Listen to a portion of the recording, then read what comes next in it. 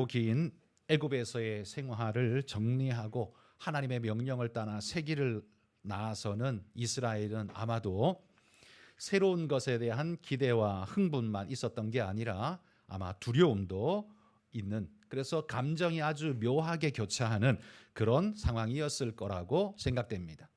웬고하니 그들이 애굽에서의 살아온 삶이 430년이라고 성경이 이야기합니다. 430년 동안 애굽에 사는데 그 중에서 몇 년이나 종살이로 살았는지는 정확하게 우리가 잘 알지 못하지만 적어도 지금 출애굽하고 있는 세대, 그 윗세대, 그 위의 세대 정도까지는 전부 다 종살이를 하고 있었다라고 보는 것이 합당할 겁니다. 그러니까 지금 출애굽하고 있는 가장 나이 많은 노인이라 할지라도 그들은 태어날 때부터 이미 종이었기 때문에, 종살이하고 있었기 때문에 그들은 태어나서 한 번도 애굽을 떠나본 적이 없을 거라고 생각하는 것이 아마 합당할 겁니다. 종이 어디 마음대로 함부로 돌아다닐 수가 있나요? 그러니 애굽을 떠나본 적 없었을 것이고요. 그러니 다른 세계에 대한 경험이 없는,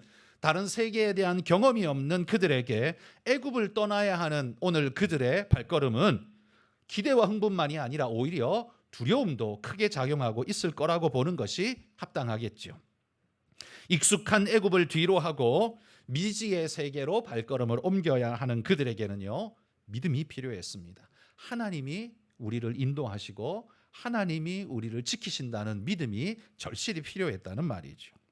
하나님께서 보여주셨던 이 10장에서 나타내 주셨던 하나님의 능력, 그리고 6월절 사건으로 확인시켜준 하나님의 존재의 확실성, 이것은 그들이 이 다음의 세계, 다른 세계로, 애굽 아닌 다른 세계로 발을 내디뎌도 하나님 믿고 가도 되겠다라는 그런 마음을 주기에, 믿음을 주기에는 충분했으리라, 그렇게 생각이 됩니다. 여러분, 자신들이 맞이할 세계가 어떠한 세계인지 모르지만 그 세계로 발을 내딛는 그들의 심정이 어찌 보면 오늘 우리들, 내일 어떤 일이 일어날지 알지 못해서 오늘을 전전긍긍하며 살아가고 있는 오늘 우리의 인생길의 삶의 모습하고 참 많이 닮아 있지 않나라는 생각을 해봅니다. 출애굽의 여정은 그런 의미에서 그리스도인들의 인생의 여정을 너무 많이 닮았다 싶습니다. 그래서 저는 오늘 이 본문의 말씀을요, 우리들의 인생길에 빗대어서 말씀을 나누려고 합니다. 출애굽기에 마치 결론같이 보여주는 오늘 말씀이지만 인생 여정 한가운데 있는 우리에게 되새겨야 할 부분을 우리에게 여러 가지로 이야기해주고 있다는 겁니다. 여러분, 오늘 본문 17절에서 22절 스토리는 세 개의 이야기가 압축되어서 들어있습니다. 하나는 하나님께서 그들을 빠른 길로 인도하지 않으시고 멀리 돌려보내셨다라는 이야기가 나오고요. 두 번째 이야기는 요셉이 자신의 유고를 반드시 메고 나가라라고 해서 그들이 요셉의 유고를 메고 나가는 모습을 보여주고요. 세 번째는 불기둥과 구름기둥으로 하나님께서 그들을 가이드하시고 보호하신다는 사실을, 오늘 본문이 세 가지 짧은 구절인데 세 개의 이야기가 그려지고 있습니다. 저는 이 세 가지가 바로 신자의 인생길에서 가장 중요한 요소를 가르쳐주고 있다고 생각합니다. 바로 그 부분을 오늘 하나씩 살펴보도록 하겠습니다. 첫 번째, 신자의 인생길에 있어서 첫 번째 중요한 건 뭐냐면 우리는 하나님의 길을 따르는 삶이다라는 이야기입니다. 여러분, 애굽에서 가나안으로 가는 길은 사실 가장 빠른 길은 4, 5일이면 갈 수 있는 길이었습니다. 이 길은 지중해변에 있는 해변길이라고 부르는데요. 우리 지도를 한번 띄워줘 보시면 저기 북쪽에 나 있는 붉은색 선이 애굽에서 가나안으로 가는 가장 빠른 길입니다. 이 길이 지중해변길, 해변에 있기 때문에 이 길을 해변길이라고 부르는데요. 해변이기 때문에 여기가 평지에다가 아주 많은 사람들이 다니는 익숙한 길로, 이 애굽의 군대가 북방 원정을 나갈 때는 항상 이 길로 군대를 몰고 나갔다고 합니다. 왜냐하면 군대 몰고 나가는데 돌아가면 군량미 많이 먹어야 되죠. 그다음에 군사들이 지치죠. 여러 가지 어려움이 많이 생기죠. 그러니 군대가 움직이려면 최단시간 가장 빠른 길로 효과적으로 가는 길을 찾는 것이 당연합니다. 그래서 바로 저 길로 애굽 군대가 북방 공격을 할 때는 항상 저 길로 다녔다는 거예요. 저 길이 한 4, 5일 정도 가면 되는 길입니다. 그런데 눈이 좋으신 분들은 그 빨간 선 밑에 파란색으로 열 하룻길이라고 쓰인 게 보이시는지 모르겠습니다. 그런데 사실 저 길이 열 하룻길이 아닙니다. 성경에 열 하룻길이라고 나오는 표현이 한 번 나오는데 어디에서 나오냐 하면 그 민수기인가요? 2장 1절에 보면 나오는데 호렙산에서, 그러니까 저기 역삼각형으로 된 시나이 반도 맨 끝에 파란색 선이 찍고 건너가는 곳, 거기가 시내산인데요. 그 시내산에서 출발해서 정탐꾼을 보낸 가데스 바네아, 저기 동그라미 선이 막 파란 선이 얽혀 있는 곳 있죠. 저기가 가데스 바네아인데요.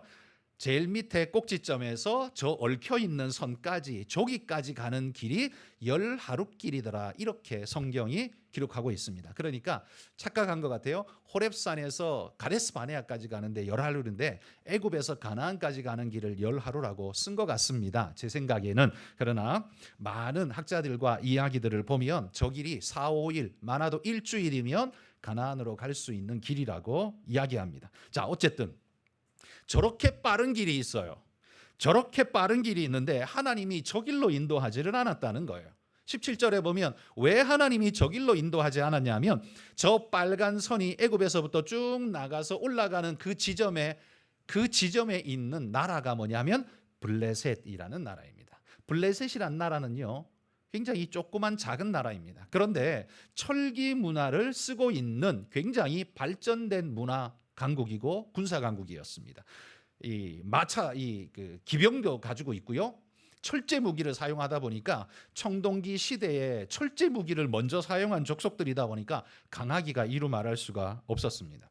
그래서 이스라엘 백성이, 대군이 군사 무기도 제대로 갖지 않은 이스라엘 백성이 수백만 명이 그쪽으로 지나가다가 여기 블레셋이, 저 강성한 블레셋이 들이닥치면서 철제 무기로 막 공격하면 삽시간에 흩어져 버리고 일이 끝장나고 두려움에 빠질까 해서 하나님이 그 길로 인도하지 않으시고 밑으로 파란색 선으로 우회해서 돌리셨다라고 이야기를 하십니다. 자, 이 이야기가 오늘 이야기의 첫 스타트인데요. 빠른 길로 보내지 않고 먼 길로 돌리신 이유가 블레셋 때문이다라고 이야기를 하시는데 그게 이유가 맞죠. 그런데 저는 그 이유 말고도 하나의 이유가 더 있다고 생각합니다.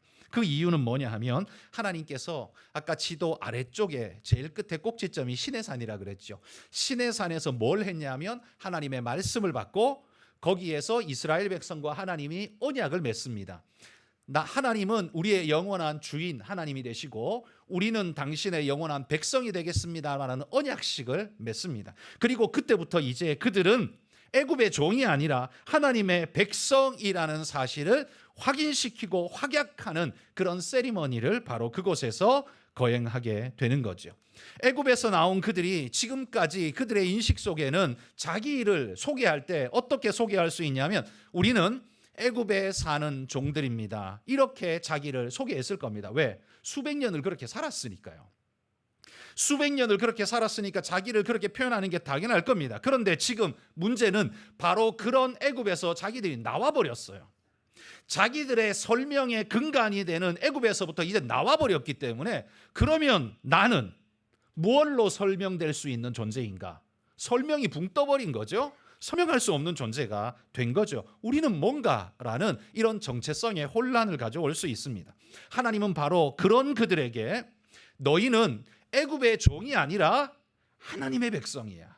너희는 바로 내 사람들이야. 라는 사실을 그들에게 확약시켜주고 세리머니를 통해 그들에게 피부에 와닿도록 그들에게 말씀해 주신 거죠.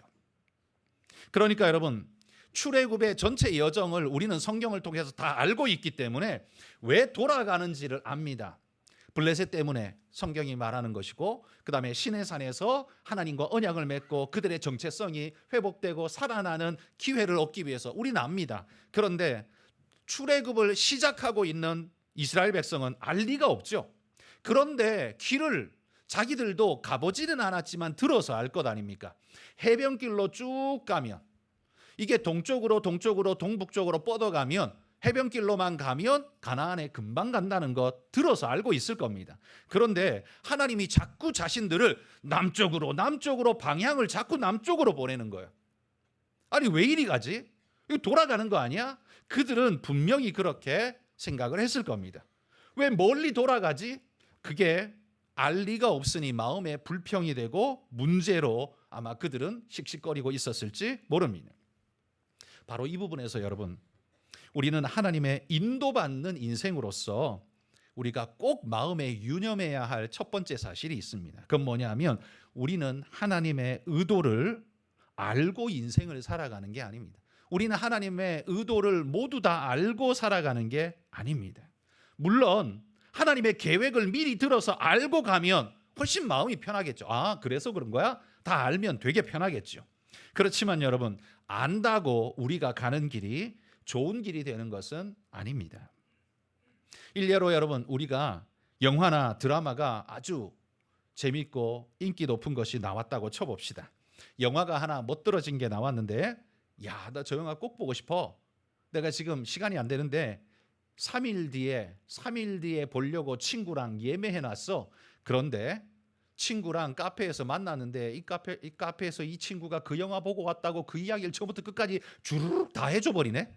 스토리 이야기 다 해버리고 마지막에 어떻게 됐는지도 이야기해버리고, 그러면 영화 보려고 마음 먹고 있었던 나는 어때요? 김이 훅 새겠죠. 이제 뭐 그 영화 보고 싶다는 생각이 별로 안 들겠죠. 왜? 스토리 이미 다 알아버렸어. 흥미가 다 떨어져 버렸어. 영화관에 가고 싶은 마음이 이제 없어. 왜? 다 아니까. 여러분, 스토리를 알고 나면 흥미가 다 떨어져 버립니다. 알고 보는 건 사실 재미가 없죠. 모르고 봐야 익사이팅한 겁니다.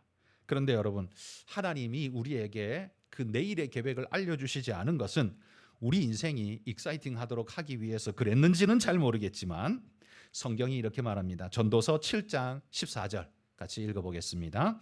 형통한 날에는 공고한 날에는 뒤돌아 보아라. 이 두 가지를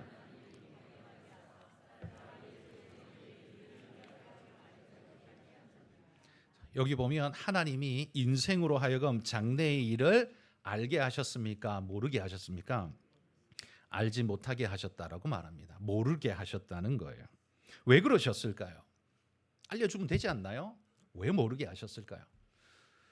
뭐 하나님께 직접 들은 바는 아니지만 제가 그냥 혼자 이렇게 생각해 보면 인생이 그 삶에 겸손하게 대하고 진지하게 그 삶을 맞이하라고 하나님이 우리에게 내일을 알려주시지 않은 것이 아닌가라는 생각을 해봅니다. 그러면서 오늘 방금 읽은 이 구절에 보면 하나님의 선물인 이 인생을 형통한 날에는 기뻐하고 곤고한 날에는 돌아보면서 자기 인생의 의미를 되씹고 아픔과 고통을 겪으면서도 뒤돌아보면서 그래 아팠지만 그때는 힘들었지만 지나놓고 보니까 그게 그런 의미가 있었네, 그게 그런 유익이 있었네라는 걸 되씹으면서 인생의 새로운 발견을 하게 하고 그렇게 인생이 성숙되어져 가게 하기 위해서 하나님이 우리로 하여금 그 미래사를 덮어둔 것이 아닌가, 가려둔 것이 아닌가라고 생각이 든다는 거죠. 여러분, 인생은 하나님이 가려두셔서 보지 못하게 하시지만 그럼에도 불구하고 인생은 미래를 미리 알고 싶어서 안달이 나 있습니다. 이유가 뭘까요? 제일 큰 이유는 두렵기 때문일 겁니다. 내일을 알아야 문제가 뭐 생길지 알고 대처를 하고 어떻게 할 줄 있겠죠. 그 두려움이 우리로 하여금 내일을 알고 싶은 갈망을 만들어냅니다. 그런데 여러분, 그 두려움마저도 하나님께서 인생을 만들어 가시는 하나님의 도구요 방편이라는 사실을 우리 그리스도인들은 인정하고 받아들여야 합니다. 그 두려움이라고 해서 다 나쁜 게 아니에요. 그 두려움이 있기 때문에 우리는 겸허히 인생을 맞이하고 준비하고 대하게 됩니다. 그 두려움이 있는데 그 두려움을 통해서 하나님이 하나님의 도구로 내 인생을 다듬고 만들고 그렇게 만들어가는 하나님의 방편으로 사용하신다는 말이에요. 그러니 두려움이 나쁜 것 아니고 우리에게 유익이 될 수 있다는 말이에요. 그러나 그 두려움이 또 다른 한 면에서는요, 마귀가 사용하면 어떤 식으로 사용합니까? 사람들을 자기 수하로 자기 발 아래 묶어두는 방편으로 그 두려움을 사용합니다. 두려움을 계속 집어넣어 가지고 그 두려움이 극대화되어지면 어떻게 해요? 내일을 알고 싶고 알고 싶어서 점쟁이 찾아가서 점을 치고 구슬하고 이런 일을 하도록 만드는 거지요. 여러분, 연약한 이 인간은 두려움 때문에 그런 일을 하지만 그 결과가 점을 보고 구슬하고 그 결과가 그 귀신에서부터 해방되는 것입니까? 여러분, 점치고 굿하는 사람들 보십시오. 일생을 거기에 계속 매여서 살아갈 수밖에 없는 것, 오히려 더 깊이 매이는 모습을 우리는 정확하게 볼 수 있습니다. 그러니까 마귀는 그 두려움을 이용해서 우리를 자신의 발 아래 묶어두려고, 그러니까 출애굽 못하게 반대로 입애굽하도록, 애굽에 계속 집어넣도록 그렇게 만드는 장치로 두려움을 사용하고, 하나님은 그 두려움을 통해서 인간이 성숙되어지고 하나님을 신뢰하고 의지할 수 있도록 그렇게 만들어 가신다는 말이에요. 여러분, 미래사를 아는 건 우리의 몫이 아닙니다. 그건 오직 하나님의 몫이에요. 그러니 여러분, 그걸 알려고도 하지 마시고 그 마음에 현혹되지도 마시기를 바랍니다. 하나님의 것을 탐하는 것, 그건요, 인간의 본연의 자세가 아닙니다. 죄의 본질이 뭔 줄 아십니까? 살인하고 강도짓하고 이거요? 아니요. 그건 죄의 본질이 아니라 죄가 만들어낸 가지 끝에 달려있는 그냥 열매일 뿐입니다. 그럼 그 죄의 뿌리, 본질은 뭐냐 하면 하나님의 것을 내 것으로 취하고자 하는 욕심, 스스로를 하나님 되도록 하나님의 자리에 앉으려는 욕심, 이게 죄의 본질이에요. 그래서 여러분, 선악과 따먹은 그 사건을 두고 우리가 원죄라고 부르죠. 근본적인 죄입니다. 죄 중에 뿌리입니다.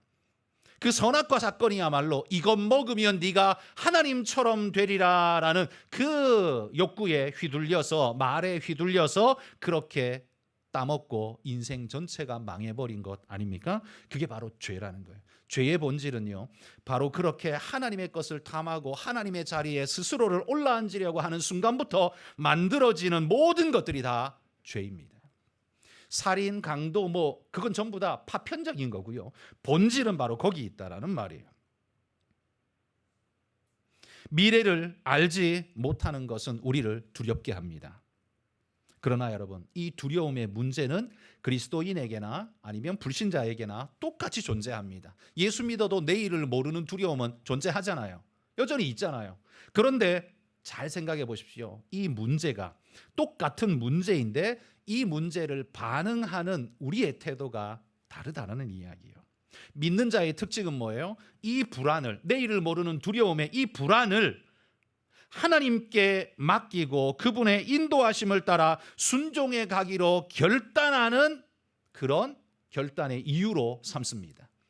두렵기 때문에 죄를 짓는 게 아니라 오히려 두렵기 때문에 하나님 앞에 나아가고 그분 앞에 엎드리고 그분을 순종하고자 하는 결단을 가져요. 그러니까 불안의 현실이 우리를 믿음의 요소로 연결시킨다는 거죠. 그런데 불신자는 어떻습니까? 그 똑같은 불안의 현실을 자기 마음대로 하고 자기를 하나님처럼 만들려는 죄의 요소로 연결시킨다는 겁니다. 하나님의 자리를 탐하고 하나님의 역할을 자신이 하고자 한다는 거예요. 여러분, 우리 인생에게 만약에 내일을 아는 지식, 모든 건 아니지만 단편적인 정보적 지식을 우리에게 주신다면 우리는 내일, 미래를 바꿀 수 있을까요? 약간은 바꿀 수 있겠죠. 정보가 있다면. 예를 들면 어느 주식이 오른대. 그래서 그 주식 사서 돈을 벌 수는 있겠죠. 근데 여러분, 어떤 일이 벌어질지에 대해서 우리가 단편적으로 하나를 안다고 해서 그걸 대비할 수 있고 우리가 거기에 안전할 수 있느냐? 절대 불가능합니다. 왜냐하면 우리가 그걸 알고 나름대로 대비한다고 대비를 해서 뭔가를 하지만 그것이 일으키는 파장은 우리가 감당 못합니다. 그 파장은 한두 가지가 아니고 다 엮여 있기 때문에 내가 하나를 안다고 해서 모든 걸 커버할 수가 없는 일이지요. 그러니까 그 하나를 어떻게 해본다고 해도 거기서 파생되어진 수많은 파동은 내가 감당할 수가 없기 때문에 우리가 내일을 어떻게 한 부분 편파적으로 파편적으로 뭘 안다고 해서 내일을 대비할 수가 인생은 없습니다. 불가능합니다.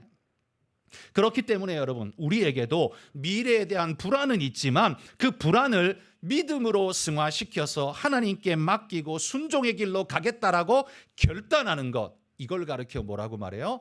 믿음이라고 말하는 겁니다. 이걸 믿음이라고 말하는 거예요. 여러분, 오늘 첫 번째 이 말씀에서 중요한 교훈을 우리 성도님들 놓치지 않고 붙잡고 가시기 바랍니다. 하나님께서 우리 인생을 인도하실 때에는 그 해변길 4-5일만 가면 되는 빠른 길로 가면 너무 좋겠지만 하나님은 어떤 길을 택했다고요? 돌아가는 길을 택하셨다고요. 하나님께서 우리를 인도하시는 길은 항상 좋은 길, 최적의 길, 지름길이 아니라는 말이에요. 그러면 하나님 우리를 어떤 길로 인도하시는가? 하나님은 우리를 가장 좋은 길로 인도하십니다. 그 가장 좋다는 말은 빠르다는 말이 아니에요. 제일 편하다는 말이 아닙니다. 이건 우리에게 가장 유익하고 궁극적으로 승리를 가져다주는 길이 된다는 말이에요. 남들은 해변길로 빨리 가서 좋겠죠. 그러면 우리는 되게 부러워할 수 있겠죠. 나는 남쪽으로 계속 내려가고 있는데 아직 그 시나이 반도 절반도 안 갔는데 저 해변길로 간 사람은 벌써 가나안에 도착했대. 그 소식 들으면 어떻게 해요? 열받겠죠. 그러나 여러분, 열받지 마십시오. 예수님이 이렇게 말씀하십니다. 마태복음 7장 13절 14절 읽어봅시다. 좁은 문으로 들어가라. 멸망으로 인하 생명으로 인도하는 문은 좁고 길이 협착하여 찾는 자가 적음이라. 여러분, 넓은 길, 빠른 길, 돈 되는 길, 그 길로 가면 좋겠죠. 그런데 그걸 우리보다 마귀가 훨씬 더 잘 알지 않을까요? 그렇다면 그 마귀가 우리를 집어삼키기 위해서 많은 사람들이 오고 혈안이 되어 올 그 길에 진을 치고 앉아서 입을 쩍 벌리고 우리를 집어삼키기 위해서 작전을 펴고 있지 않을까요? 마귀가 그걸 안 할까요? 당연히 그렇게 할 것입니다. 그러니까 그 마귀의 입속으로 쑥 들어가는 게 그게 좋은 길이냐? 빨리 간다고 해서 그게 좋은 길이냐? 돈 번다고 해서 그게 좋은 길이냐? 하나님 보실 땐 그게 좋은 길이 아니에요. 그럴 땐 어떻게 해요? 돌리시더라도 그게 좋은 길인 거죠. 그러므로 여러분, 우리는 넓은 길, 빠른 길, 부자 되는 길을 찾아가는 게 그게 우리 길이 아니라 우리의 길은 이제 하나님으로 거듭난 우리들은 어떤 길을 가야 하냐면 하나님이 인도하시는 길을 따라가는 것이 우리에게 가장 좋은 길이라는 사실을 믿음으로 인정하시기를 소망합니다. 이걸 인정하지 못하니까 어떤 일을 하는 줄 아십니까? 믿는다고 하면서도 자기 길을 상정해 놓고 하나님을 두드려 패서라도 나를 이 길 가게 하라고 하나님을 억지 춘향으로 끌고 다닙니다. 이런 식으로 일하는 사람 되게 많죠. 이런 식으로 신앙생활하는 사람 되게 많습니다. 그리고 그게 신앙이라고 착각하는 사람들이 되게 많습니다. 그건 신앙 아니에요. 그건 하나님이 원하는 길이 아니거든요. 자기가 원하는 길에 하나님이 무조건 도와야 한다라고 하나님을 아주 두드려 패서라도 그렇게 하도록 만드는 거, 그건 신앙이 아니에요. 진짜 신앙은 하나님이 인도하시는 그 길로, 그 길이 돌아가는 길 같아 보이고 조금 척박해 보이고 조금 힘겨워 보일지라도 하나님이 인도하는 길로 그분을 신뢰하고 믿고 따라가는 것, 그게 바로 믿음의 길, 신앙의 길이라는 사실을 기억하시기 바랍니다. 여러분, 하나님은 반드시 궁극적으로 우리를 유익하고 복되게 하실 거로 믿으십니까? 믿으시기 바랍니다. 돌아가는 게 문제가 아니에요. 좀 길이 조금 거친 게 문제가 아니에요. 궁극적으로 하나님이 우리를 복되게 하신다면 그 길이 최고로 좋은 길이기 때문에 하나님이 우리를 그 코스로 인도하신다는 거예요. 그건 잘못된 길이 아니다. 하나님이 인도하시는 길이 신자에게 가장 좋은 길이다. 이 첫 번째 사실을 유념하시기를 축복합니다. 두 번째, 신자의 인생길은요, 약속을 따르는 삶의 길입니다. 여러분, 이스라엘이 애굽에 안착할 수 있게 도왔던 가장 중요한 인물은 요셉이죠.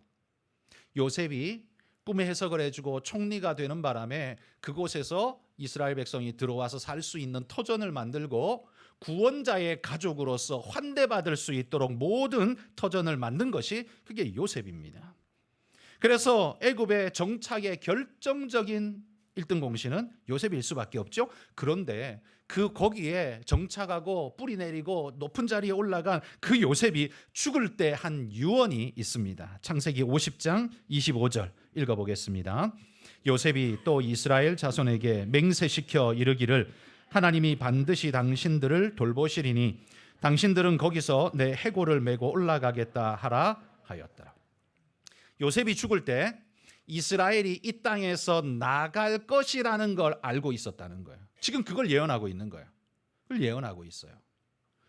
여러분, 이 지금 요셉에서부터 출애굽까지는 거의 400년 간격이 있거든요. 400년 뒤를 내다본 거죠. 이스라엘이 이 땅에서 나갈 거라는 걸 알고 있습니다. 근데 나갈 거라는 것만한 게 아니라 나가야 한다는 걸 알고 있습니다. 그래서 방금 읽은 9절에 보면 요셉이 그의 자손들에게 뭐라고 말하냐면, 야, 너희들 나갈 때 내 유고를 꼭 가지고 가거라라고 명령했다고 나왔나요? 지나가서 잘 모르시죠? 맹세시켰다고 나옵니다. 명령했으면 말 안 들었을까요? 명령해도 말 듣지 않을까요? 그죠? 그런데 여러분, 명령보다 훨씬 강한 단어가 맹세이지요. 맹세는요, 반드시 무조건 해야 되는 거예요. 그 맹세잖아요. 요셉이 왜 명령하지 않고 맹세를 시켰을까요? 왜냐하면 명령만 하면 이게 그냥 딴 마음 품고 딴 생각하다가 자기 마음에 끌려서 잃어버릴까 봐 맹세까지 시킨 거예요. 맹세까지 강제로. 생각해 보십시오. 가나안 땅보다 나일강이 흐르는 애굽이 훨씬 더 비옥한 땅 아닌가요? 당연하죠. 이 가나안 땅에서 나오는 소출은 얼마 되지 않습니다. 그런데 나일강에서 나오는 곡식 소출은 어마어마합니다. 여러분, 로마 제국을 먹여 살린 곡창지대가 그 애굽 땅 아닙니까? 나일강에서 나오는 그 수많은 곡식을요, 배로 실어 날라서 그게 로마로 들어가 로마를 먹여 살린 거예요. 엄청난 곡창지대예요. 그러니 가나안 땅과는 비교도 할 수 없는 엄청난 부요함, 안정감을 줄 수 있는 땅이 애굽 땅인데 왜 가나안으로 가야 하나요? 또한 가나안 문화, 거기에도 뭐 문화가 있겠죠. 사람 사는 곳이니까 그 나름의 문화가 있겠지만 애굽의 문화에 비하면 아무것도 아닌, 한마디로 말해 애굽이야말로 선진 문화, 찬란한 문화를 가지고 있지 않을까요? 예를 들면 이런 거죠. 뉴욕에 사는데 하나님이 나더러 지리산 꼴짝에 들어가 살래. 가능하겠습니까? 이 문화 차이가 어마어마하겠죠. 물론 이제 나이가 뭐 한 60 넘어서 나는 자연인의 삶을 살고 싶어. 그럼 들어갈 수 있어요. 그건 별 문제가 안 되는데 20대, 30대 꿈을 푸르르게 펼쳐야 하는 사람이 지리산 들어가겠습니까? 여기 이 문화 창달되어 있는 이 애굽 버리겠습니까? 못 버리는 거죠. 여러분, 살기도 좋고 윤택하고 문화 생활로도 최고인 이 땅을 왜 굳이 나가라고 맹세까지 시키고 있을까요? 그 이유는요, 요셉이 볼 때 하나님의 약속은 여기에 없기 때문입니다. 이유는 딱 한 가지예요.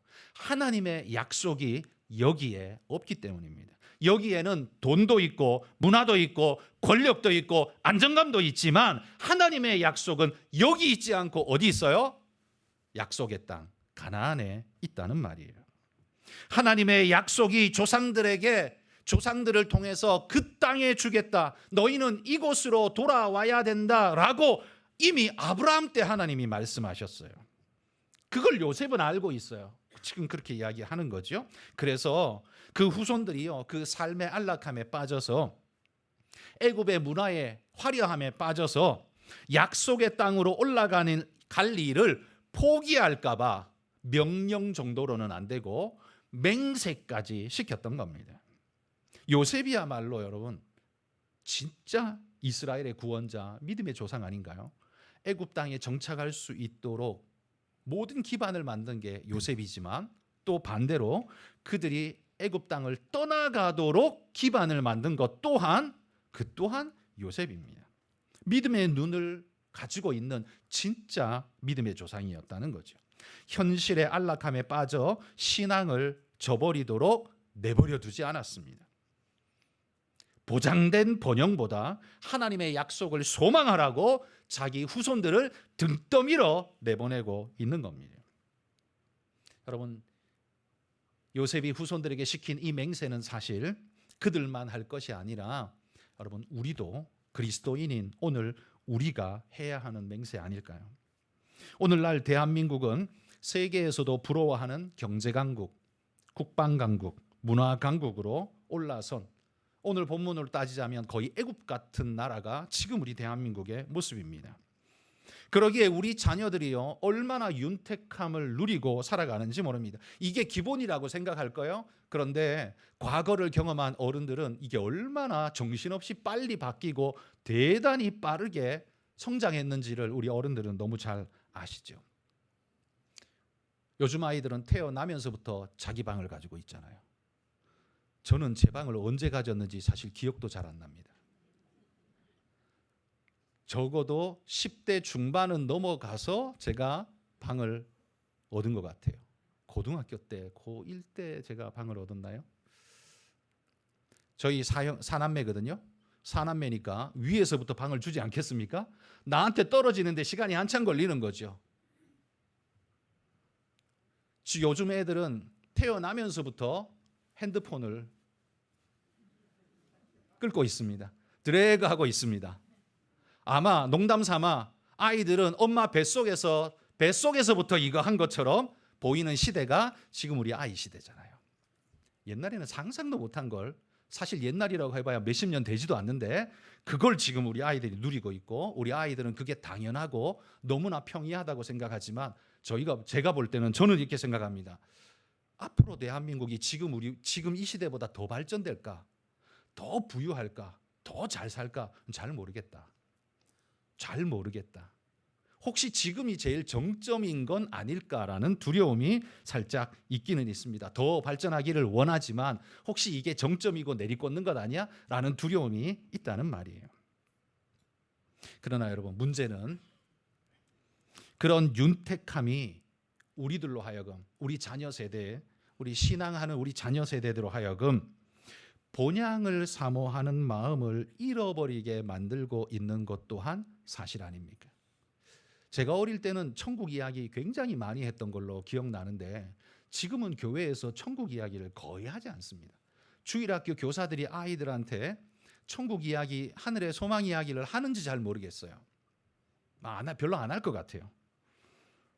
지금 저도 별로 많이 하지 않지만 제 귀로 듣는 것도 거의 없다 보니까 요즘 신앙인들에게는 본향을 소망한다라는 건 이제 물 지나간 이야기 같은 느낌을 받습니다. 여러분, 오늘날 그리스도인 중에 본향을 사모하며 오늘을 버릴 각오를 하는 그리스도인이 몇이나 있을까요? 애굽을 버리고 가나안을 향해 갈 마음의 각오가 준비된 사람이 도대체 몇 명이나 우리 성도들 중에는 있을까요? 오히려 하나님 앞에 우리의 신앙을 총동원해서 하나님께 기도하기를, 하나님이여, 내가 살고 있는 이 애굽의 복을 주옵소서, 나로 하여금 이 애굽에 영원토록 무궁하게 살게 하여 주옵소서라고 이렇게 기도하고 있는 건 아닐까요? 여러분, 하나님이 소망하지 않는 곳에 우리의 소망을 두면 그게 바로 망하는 길입니다. 그렇지 않나요?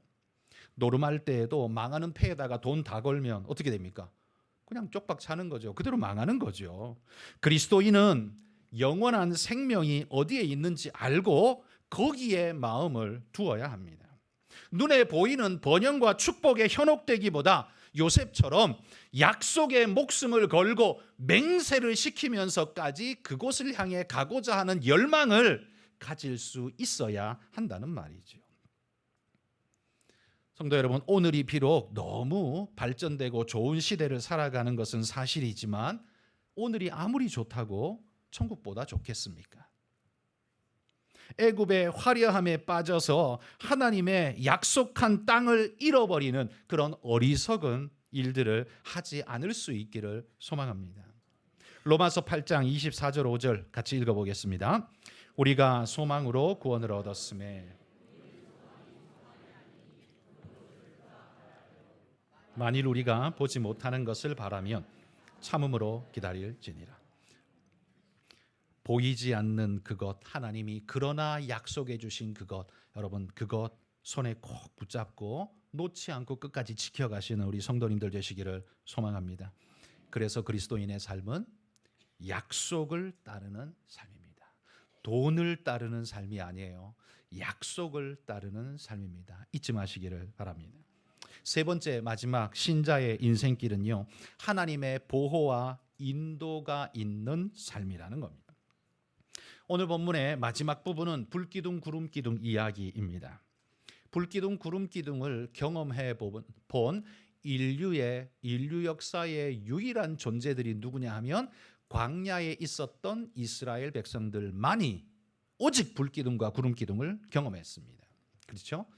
이스라엘 사람이라고 다 경험한 거 아니에요. 못했어요. 오직 광야를 거쳐간 자들만이 하나님의 그 은혜의 축복을 경험했습니다. 놀라운 하나님의 인도를 그들은 직접 경험하면서 하나님의 살아계심을 눈으로 목도했으니 이 얼마나 축복된 사람들입니까? 우리 출애굽기 40장 36절에서 38절 읽어보겠습니다. 구름이 성막 위에서 떠오를 때에는 이스라엘 자손이 그 모든 행진하는 길에 앞으로 나아갔고, 구름이 떠오르지 않을 때에는 떠오르는 날까지 나아가지 아니하였으며, 낮에는 여호와의 구름이 성막 위에 있고 밤에는 불이 그 구름 가운데 있음을 이스라엘 온 족속이 그 모든 행진하는 길에서 그들의 눈으로 보았더라. 여기 구름기둥과 불기둥은요, 이스라엘을 이끌어가는 가이드 역할을 지금 하고 있죠. 그러나 그 불기둥과 구름기둥을 단순히 하나님께서 보내신 내비게이션 정도로만 생각하면 안 됩니다. 왜냐하면 불기둥과 구름기둥의 가장 큰 특징은 인도가 아닙니다. 중요한 역할 중에 하나인 건 사실인데, 불기둥과 구름기둥의 가장 중요한 역할은 뭐냐면 하나님의 임재를 보여주는 겁니다. 하나님이 너희와 지금도 함께 하고 계신다는 사실을 확인시켜주고 늘 확신시켜주는 역할이 불기둥과 구름기둥이 하는 역할이에요. 그리고 그 하나님이 가는 곳이라면 어디든지 함께 하겠습니다라고 따라가는 것이 그 뒤에 따라오는 파생적 결과라는 말이에요. 그러니까 불기둥, 구름기둥은 비인격적 내비게이션이 아니라는 말입니다. 인격적 하나님의 동행을 이야기하는 거예요. 어디로 가야 됩니까? 여러분, 교회 다녀도 점쟁이에게 동으로 갈까요? 서로 갈까요?를 물으러 가는 사람이 있다지 않습니까? 왜 물으러 갑니까? 그는 지금 자신이 어디로 가야 건강할지, 돈을 벌지, 잘할 수 있을지 그걸 찾고 있습니다. 그 사람은 하나님이 나를 통해 이루고자 하시는 일이 뭔지에는 하나도 관심 없습니다. 하나님이 나를 어디로 이끌고자 하시는지에도 아무 관심 없습니다. 오직 내가 가고 싶은 길을 잘 갈 수 있는지에만 관심이 있습니다. 여러분, 하나님은 우리에게 동으로 갈까요? 서로 갈까요? 그거 답 주는 분 아니에요. 우리 아들이 삼성에도 합격했다고, LG에도 합격했다고 소식이 왔다고 쳐봅시다. 고민이 되겠죠. 둘 다 대기업인데 어디로 가면 좋을까요? 라고 점쟁이한테 물으러 갈 수도 있겠죠. 교회에 와서 기도할 수도 있겠죠. 아마 그러면 하나님은 이렇게 말씀하실 것 같아요. 그래, 그건 네가 원하는 대로 가라. 네가 원하는 대로 가라. 그러나 가서 행할 일은 나 따라오너라. 아마 그렇게 말씀하실 것 같아요. 여러분, 동으로 갈지 서로 갈지 묻는 건 하나님한테 아무 의미가 없어요. 왜요? 그곳에서 무엇을 하고 어떻게 살지가 중요한 거지, 동으로 가야 서로 가야 복이 거기 있냐, 돈이 거기 있냐, 여러분 이거야말로 지극히 마귀가 뿌려놓은 지뢰밭 같은 이야기일 뿐입니다. 하나님은 어디를 가시든 우리와 함께 하시고 인도하겠다고 약속하셨기 때문에 동으로 가도 복을 받고 서로 가도 복을 받는 게 그게 그리스도인입니다. 그걸 믿으시기를 바랍니다. 이스라엘이 애굽이라는 거대한 힘 아래에 살다가요, 거기에서 나왔어요. 거기에서 나오고 나니까 자기를 지금까지 지배할 뿐만 아니라, 여러분 종이 아침에 눈 뜨면 계획서 세워가지고 일하는 종이 세상에 어디 있습니까? 노예는 어떻게 해요? 주인이 시키는 대로 할 뿐입니다. 야, 오늘 개똥아, 나무 한 짐 해와라. 나무 해와야 되고. 야, 저희가 내가 가서 물 몇 동이 떠와라. 물 떠와야 되고. 그러니까 노예, 종은 생각하는 존재가 아니에요. 주인이 시키는 대로 그냥 하는 존재이기 때문에 노예로 오래 살다 보면 생각이 없어질 수밖에 없습니다. 생각을 하면 자기 몸이 더 피곤해지기 때문에 생각 안 하고 시키는 대로 사는 게 그게 종살이의 특징이죠. 이런 종살이를 일평생 했다고 생각해 보십시오. 그게 이스라엘이에요. 그런데 출애굽하고 난 다음에 아침에 눈 뜨고 보니까 아무도 뭘 안 시키네. 예전에는 야, 벽돌 100장 구워 200장 구워 시켰는데, 그래서 그거 하면 됐는데, 이제 출애굽하고 난 다음에는 이제 아무도 안 시켜. 뭘 이야기를 안 해. 그럼 뭐 해야 되지? 자기 스스로가 뭘 해야 될지 모르는 이 진공 상태에 빠지고 나니까 두려운 거죠. 오히려 이게 더 두려운 거예요. 그래서 하나님께 묻겠죠. 하나님, 동으로 가야 됩니까? 서로 가야 됩니까? 여러분, 하나님은 우리로 하여금 어디로 가야 할지를 그 길이나 가르쳐주고 동이 복되겠다, 서로 표가 복되겠다가 아니에요. 하나님은 어디로 어디로 가시든 하나님이 우리와 함께 하시면 그 모든 곳이 하나님과 함께하는 복된 곳이라는 사실을 여러분 잊지 마시기를 바랍니다. 방향이 따로 있는 게 아니라는 말이에요. 하나님이 함께 하시면 그 모든 방향이 다 복된 방향이 된다는 말이에요. 여러분, 태어난 지 20개월 된 아기가, 제가 1부 때 물어보니까 기저귀 아직 차고 있다 그러더라고요. 20개월 되면 기저귀 차고 있는 거 맞나요? 저 다 잊어버렸어요. 아니, 안 차요? 아, 지금은 차요? 어쨌든 차네요. 20개월 기저귀 찬 아기가, 엉덩이도 기저귀 차가지고 빵빵한 아기가 나와서 엄마 손 딱 붙들고, 엄마가 어디 간다니까 손 딱 붙들고 나가면 이 아이가 엄마한테, 엄마 근데 차비는 있어? 엄마 어디 가는지 길은 알아? 오늘 차 타고 가다 사고 나면 어떡해? 보험은 들었어? 그런 거 묻는 아기가 어디 있겠어요?